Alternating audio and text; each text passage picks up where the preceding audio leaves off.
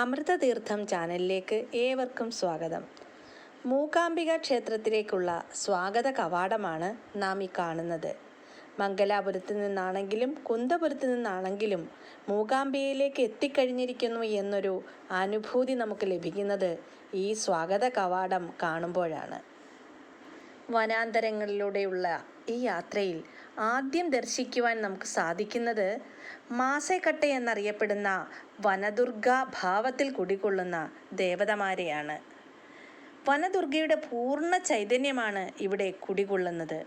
ഗംഭീരമായ അതിമനോഹരമായ വനത്തിൻ്റെ ഭാവമാണ് നമുക്ക് ഇവിടെ കാണാൻ സാധിക്കുക. ഇവിടെ നാം ദർശനം നടത്തേണ്ടത് അനിവാര്യമാണ്. മുമ്പൊക്കെ കഠിനമായ വനയാത്രയായിരുന്നു ഭക്തർക്ക് നേരിടേണ്ടി വന്നിരുന്നത്. അക്കാരണത്താൽ തന്നെ മാസേക്കട്ടയിലെ വനദുർഗയെ വണങ്ങി അനുവാദം ചോദിച്ചിട്ടായിരുന്നു ഭക്തർ മൂകാംബികയിലേക്ക് പോയിരുന്നത്. മൂകാംബികയിൽ നമുക്കറിയാം, മഹാകാളി, മഹാലക്ഷ്മി, മഹാസരസ്വതി ഭാവത്തിലാണ് ശ്രീ മൂകാംബികാദേവി കുടികൊള്ളുന്നത്. ഇച്ഛാശക്തി, ജ്ഞാനശക്തി, ക്രിയാശക്തി സ്വരൂപിണിയായ ശ്രീ മൂകാംബികാദേവി നമ്മെ മനസ്സിലാക്കി തരുന്നത് ഈ യാത്രയിൽ, ഈ വനത്തിലൂടെയുള്ള വനാന്തരങ്ങളിലൂടെയുള്ള യാത്രയിൽ ഈ പ്രപഞ്ചത്തിലെ ജീവൻ നിലനിൽക്കുന്നതിന് ആധാരമായ ആദി പരാശക്തിയെ വണങ്ങുക എന്ന തത്വമാണ്. പ്രകൃതിയെ വണങ്ങുക എന്ന തത്വം ഇവിടെ നാം മനസ്സിലാക്കി നാം മുന്നോട്ട് സഞ്ചരിച്ചാണ് അമ്മയുടെ അരികിൽ എത്തുക. ഒരു കുഞ്ഞിനെ എന്ന പോലെ ആ വാത്സല്യം നുകരുവാനായി നാം എല്ലാവരും പ്രകൃതിയെ വണങ്ങി. അതുപോലെ തന്നെ നമുക്കറിയാം, അവിടെ കാണുമ്പോൾ ആ വനദുർഗാ ക്ഷേത്രത്തിൽ, ആ കാനനത്തിൽ, വനാന്തരങ്ങളിൽ നമുക്ക് കാണാൻ സാധിക്കും ഒട്ടേറെ തൊട്ടിലുകളും മണികളുമൊക്കെ കെട്ടിയിട്ടിരിക്കുന്നത് കാണാം. അവയൊക്കെ എന്തിൻ്റെ പ്രതീകങ്ങളാണെന്നോ? ഓരോരുത്തരുടെയും പ്രാർത്ഥനയുടെ പ്രതീകങ്ങളാണ്. നമുക്കിവിടെ കാണാൻ സാധിക്കുന്നത് ദാരുവിൽ അഥവാ തടിയിൽ തീർത്തിട്ടുള്ള വിഗ്രഹങ്ങളാണ് കാണാൻ സാധിക്കുക. യക്ഷി സങ്കല്പമാണ് ഇവിടെ കാണാൻ സാധിക്കുക. കൂടാതെ തന്നെ 64 ഭൂതഗണങ്ങൾ ഈ കാടിനെ സംരക്ഷിക്കുന്നു എന്നാണ് ഇവിടുത്തെ സങ്കല്പം. ഈ കാട് നൽകുന്ന ഊർജം നമ്മെ ഉണർത്തുകയാണ് ചെയ്യുന്നത്. പിന്നീട് നാം സൗപർണിക നദിയും അറിഞ്ഞിട്ട് വേണം അമ്മയെ കാണാൻ, അമ്മയെ ദർശിക്കാൻ ചെല്ലുവാൻ എന്നാണ് ഇവിടുത്തെ ഭക്തർ ഇവിടെ തുടർന്നു പോയിക്കൊണ്ടിരിക്കുന്ന ആ ആചാര അനുഷ്ഠാന രീതി. നമുക്കറിയാം, പ്രപഞ്ചം നിറഞ്ഞു നിൽക്കുന്ന ദേവീഭാവം, നമ്മിൽ ഉണർത്തുന്ന ആ ഊർജ പ്രവാഹം, ആ ഊർവര ഭാവം, അതൊക്കെ അറിഞ്ഞുകൊണ്ട് നാം അമ്മയുടെ അരികിലേക്ക് എത്തുമ്പോൾ നമുക്കുണ്ടാകുന്ന ആ ഒരു ഊർജം നമുക്ക് പറയുവാൻ സാധിക്കാനാവാത്തതിനും അപ്പുറം മനസമാധാനവും ശാന്തതയും നിറഞ്ഞു നിൽക്കുന്ന ഒരനുഭൂതിയാണ് നമുക്ക് നൽകുന്നത്.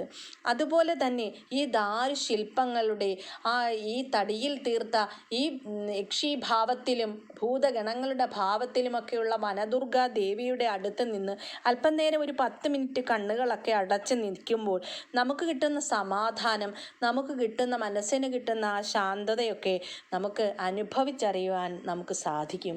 അതുപോലെ പ്രകൃതിയോട് ചേർന്ന് നിൽക്കുന്ന ആ ഭഗവതിമാർ നമുക്ക് സൽസന്താനങ്ങളെ നൽകുന്നു. അതുപോലെ സന്ധ്യതകൾക്ക് നന്മ നൽകുന്നു, സന്താന സൗഭാഗ്യം നൽകുന്നു.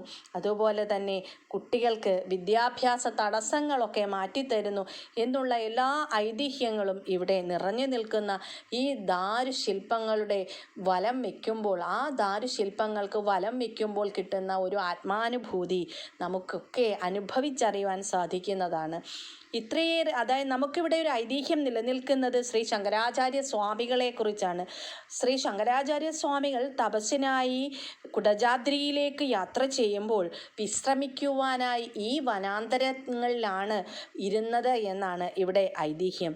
ശ്രീ ശങ്കരാചാര്യ സ്വാമികൾ ഇവിടെ വിശ്രമിച്ചതിന് ശേഷമാണ് കുടജാദ്രി മലകളിലേക്ക് കയറിപ്പോയി അവിടെ എത്തി അമ്മയെ നേരിട്ട് ദർശിക്കുവാനും ശ്രീ ഭഗവതിയെ, ശ്രീ മൂകാംബികയെ, ശ്രീ ജഗദംബയെ, നമുക്കറിയാം ആദിപരാശക്തിയായ ശിവശക്തിക്ക് രൂപിണിയായ ശ്രീ ലളിതാംബികാ ദേവിയെ നേരിട്ട് ദർശിക്കാൻ കഴിഞ്ഞ ആ ശ്രീ ശങ്കരാചാര്യ സ്വാമികൾക്ക് കിട്ടിയ ആ കുടജാദ്രിയിലെ അനുഭവമൊക്കെ അവിടെ ചെല്ലുമ്പോൾ നമുക്ക് അനുഭവിച്ചറിയുവാൻ സാധിക്കുമെന്നത്.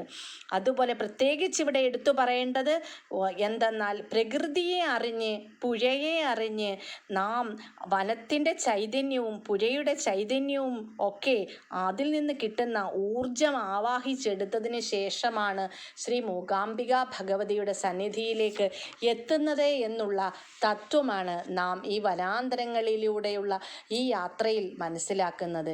എല്ലാവർക്കും ഈ മൂകാംബിക ദർശനത്തിന് പോകുന്ന ഏതൊരു ഭക്തനും കിട്ടാവുന്ന ഏറ്റവും വലിയൊരു അനുഭൂതി തന്നെയാണ് ഈ വനപ്രദേശത്തിലൂടെ യാത്ര ചെയ്യുമ്പോൾ ഈ വനദുർഗയെ വണങ്ങുമ്പോൾ കിട്ടുന്ന ഒരു അനുഭൂതി എല്ലാവർക്കും നന്മയെ പ്രദാനം ചെയ്യുന്നതാണ്.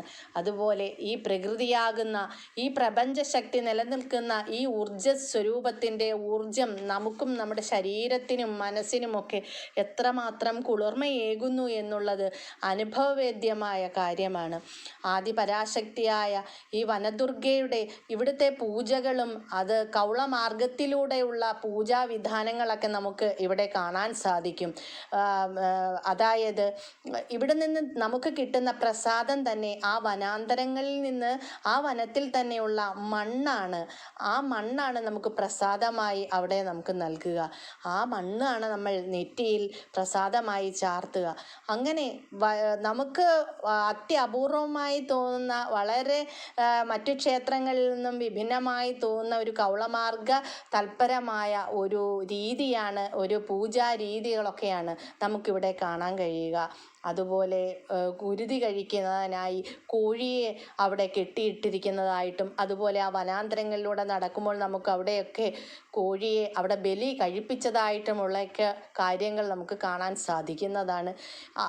തീർച്ചയായിട്ടും ഈ വനാന്തരങ്ങളിലൂടെ മൂകാംബിക ക്ഷേത്രത്തിലേക്ക് ഈ കവാടം കടന്നു പോകുമ്പോൾ ഈ വനദുർഗയെ ദർശിച്ചതിന് ശേഷം മാത്രമേ മൂകാംബികയിലേക്ക് പോകാവൂ എന്നൊരു വിധിയാണ് പണ്ടുള്ളവർ നിലനിർത്തി പോന്നിരുന്നത്. എന്നാൽ ഇപ്പോൾ രാത്രി കാലങ്ങളിൽ നമ്മൾ ബൈന്ദൂർ പോലെയുള്ള സ്റ്റേഷനുകളിൽ വന്നിറങ്ങി മംഗലാപുരത്ത് നിന്നുമൊക്കെ യാത്ര ചെയ്ത് വരുമ്പോൾ രാത്രി കാലങ്ങളിലാണെങ്കിൽ നമുക്ക് ഇവിടെ കയറിയതിനു ശേഷം മൂകാംബികയിലേക്ക് പോകാൻ സാധിക്കാതെ ചിലർ ഭക്തർക്ക് വന്നു കഴിഞ്ഞാൽ തിരികെ മടങ്ങി വരുമ്പോഴായാലും ഈ വനദുർഗാ ക്ഷേത്രത്തിൽ ദർശനം നടത്തുക എന്നത് അനിവാര്യമാണ് എന്നുകൂടി പറഞ്ഞുകൊണ്ട് മൂകാംബിക അമ്മയുടെ അനുഗ്രഹം ഏവർക്കും ഉണ്ടാകട്ടെ എന്ന് പ്രാർത്ഥിച്ചുകൊണ്ട് നല്ലൊരു ദിനം നേർന്നുകൊണ്ട് നന്ദി, നമസ്കാരം.